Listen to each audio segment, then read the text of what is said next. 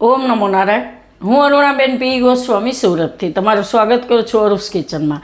તો આજે આપણે બનાવશું મૂળા અને બીટનું શાક. તો એના સારું આપણે આ 2 મૂળા લીધા હતા, એને છાલ કાઢીને આ રીતે કાપી લીધા છે આપણે ગોળ, અને 2 બીટ મીડિયમ સાઇઝના એને આપણે આ રીતે લાંબા કાપ્યા છે, અને થોડાક લીલા ધાણા લીધા છે, અને આ 2 જે મૂળા હતા એના પાન હતા એ પાન લીધા છે આપણે, અને લીલું લસણ થોડુંક લીધું છે, થોડુંક આપણે આદું લીધું આ રીતે સુધારીને, અને મરચાં લીલા તો 3 થી 4 લીલા મરચાં આપણે આ રીતે સુધારીને લીધા, અને લસણ તો 3 થી 4 કળી લસણની મોટી આ રીતે સુધારીને લીધીશ, અને લીલી હળદર તો થોડીક લીલી હળદર આપણે આ રીતે લીધી છે, થોડીક આપણે હિંગ લેવું, અને મીઠું જોઈએ સ્વાદ પ્રમાણે, અને અડધી ચમચી જેટલું ધાણા જીરું, અને તેલ જોઈએ આપણે. તો તેલ આપણે પહેલાં જ ગરમ મૂકી દીધું છે. તો એ તેલમાં આપણે પહેલાં લસણ નાખીશું અને મરચાં નાખીશું. તો આમાં આપણે લાલ મરચું નથી વાપરતા એટલે મરચાં થોડાક વધારે લીધા છે, અને આદું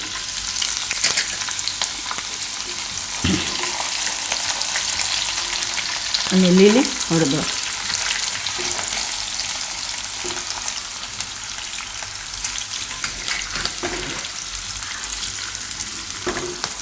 થોડીક વાર તેલમાં આ રીતે એને ફેરવી લેવાનું.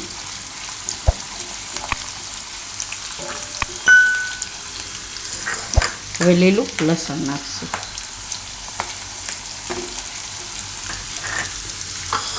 તો હવે આપણે આમાં નાખશું મૂળા.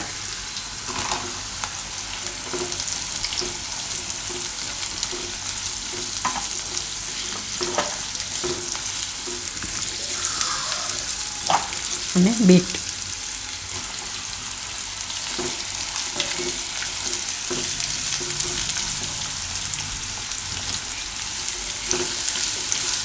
થોડીક વાર આને પાકવા દેવું, વચ્ચે વચ્ચે હલાવતા રહેવું. તો આને આપણે થોડીક વાર પકાવી લીધું છે. તેલમાં વાર નહીં લાગે એને. તો હિંગ આપણે ભૂલાઈ ગઈ હતી નાખવાની, રહી ગઈ હતી, તો આ રીતે તેલમાં નાખી દેવું વચ્ચે.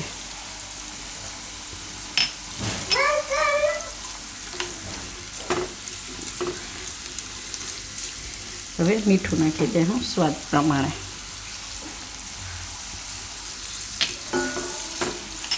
અને ધાણા જીરું.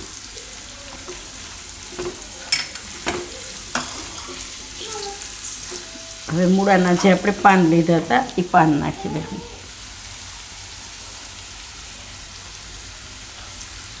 અને થોડાક લીલા ધાણા નાખી દેવું, અને મિક્સ કરી દેવું.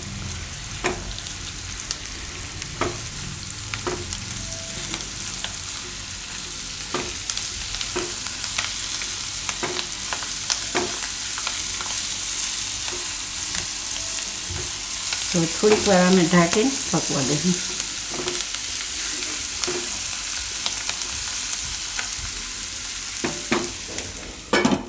2 થી 3 મિનિટ. તો આને આપણે થોડીક વાર પકાવી લીધું ઢાંકીને. મીઠું ટેસ્ટ કરી લેવાનું, એવું લાગે ઓછું છે તો થોડુંક નાખી દેવાનું. હવે આપણે આને ચેક કરી લેવું.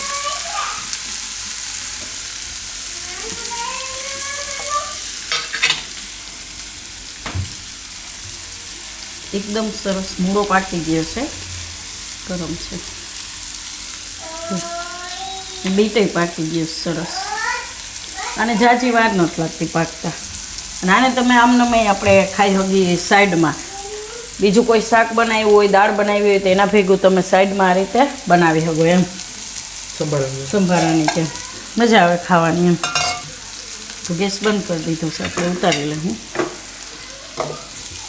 અને કાઢી લેવું પ્લેટમાં. મસ્ત લાગે છે.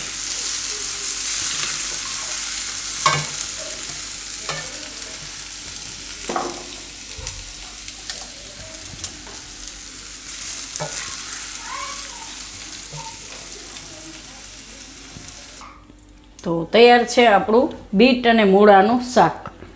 તો જો તમને મારી આ રેસીપી પસંદ આવી હોય તો એને લાઇક કરજો, શેર કરજો, અને મારી ચેનલને સબસ્ક્રાઈબ કરજો, અને બેલ આઇકન દબાવવાનું ના ભૂલતા. કમેન્ટ કરીને કહેજો કે તમને કેવું લાગ્યું આ બીટ અને મૂળાનું શાક.